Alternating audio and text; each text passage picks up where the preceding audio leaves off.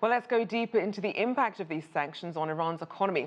Hafel Al Ghwell, Senior Fellow at the SAIS Foreign Policy Institute at Johns Hopkins University, joins me now here in studio. Welcome back to the show. Thank you, Rachelle.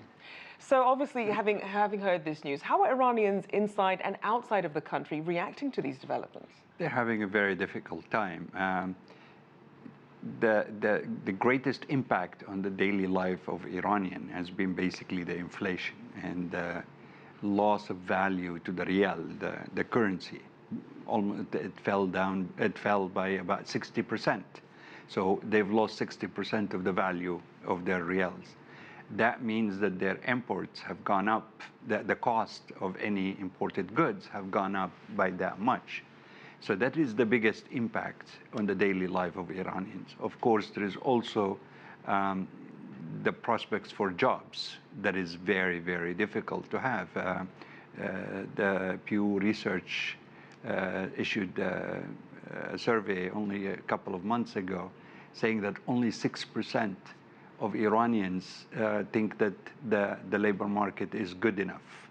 That's an incredible low level. Yeah. You have also the prices of goods have gone up. Foods, even local foods, ironically, like meats, have gone up by almost 60%. Other products have gone up by about 40%, like you just mentioned. Rents are also have gone up by about 20%. So when you take the full picture, the average Iranian is having a very difficult economic time. Now, it's interesting because you have some officials saying they'll have some effect, these sanctions, but perhaps not the desired effect that the US government is looking for. What are your thoughts on that? I agree. I think what is happening is that, first of all, the Iranian people have almost got used to difficult economic periods. Don't forget, Iran has been under one or other form of sanctions for 40 years. The United States only lifted its sanctions in 2015 when they signed the deal, and that only lasted for about a couple of years.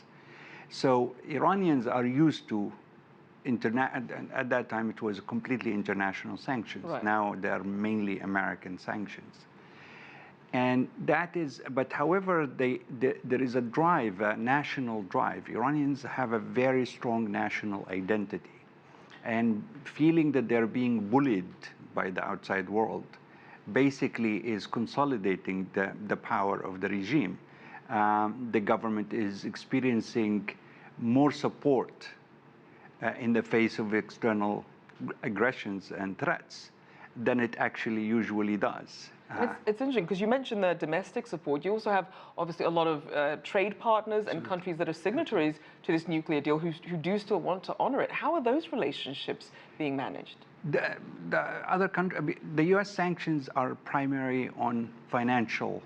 So if you're selling to Iran, then you're going to have a hard time using American financial systems.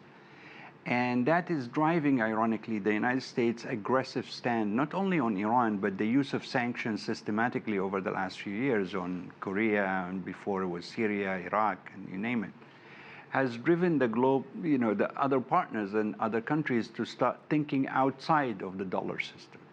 Because they're saying, basically, look, the United States, every time it doesn't like somebody, it's slapping sanctions, and it is preventing us from even trading. China, Russia, Turkey, Italy, Europeans in general don't have a problem with Iran. And in fact, they feel that Iran has fulfilled its part in the nuclear agreement. It was the United States that reneged. And the United States is not only imposing American sanctions, but it is forcing other countries to also boycott Iran. That's creating a lot of tension. So yes, globally there is more sympathy for Iran, ironically, and even domestically. So given all these pressures then, what is Iran's strategy to offset some of the damage from these sanctions and really try and get its economy back on track amid all this?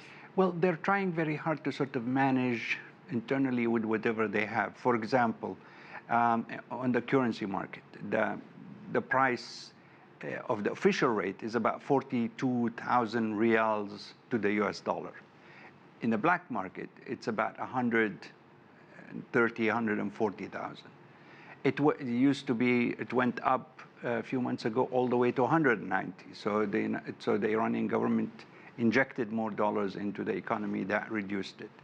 The official rate is only applicable to certain commodities and certain goods, so it's very limited. So most of the economy goes to the black market for its currency. So they're trying to use whatever cash they have to try to reduce that. They also imported an enormous amount of agricultural products and even cows and sheep and so on to try to produce locally. A lot of Iranian farmers are also exporting on land. There is a lot of skirting of also the sanctions on oil. I mean, Iran is not only the Gulf. Right. Iran has major neighbors through which it can sort of use their land. But ultimately, I think they are waiting Trump out. They figured, look, there is a year or so left. Right. A lot of people, including a number of Democratic candidates, said if they come into office, they're going to return back to the agreement, which is still supported and maintained by other countries. So Iran is figuring, well, we've lasted this long under international pressures. We can survive and see what happens in the U.S. elections. And they certainly have experience, as you mentioned, in weathering these storms. Unfortunately, we'll have to leave it there. Always good to have you on. Thank you so much. Hafel Al Ghwell, Senior Fellow at the SAIS Foreign Policy Institute at Johns Hopkins University. Thank you, my dear.